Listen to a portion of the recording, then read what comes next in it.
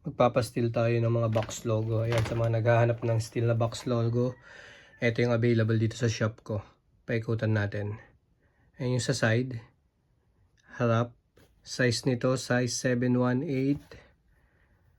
Dito sa kabila, tapos ayan yung likod, gray na UV.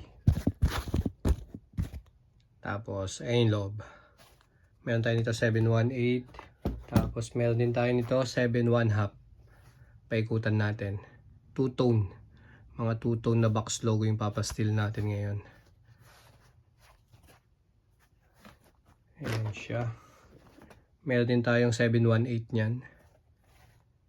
Tapos etong coral, ayan, meron tayong tatlo dito, 7/1/4, dalawang 7/1/4, tapos isang 7/3/8.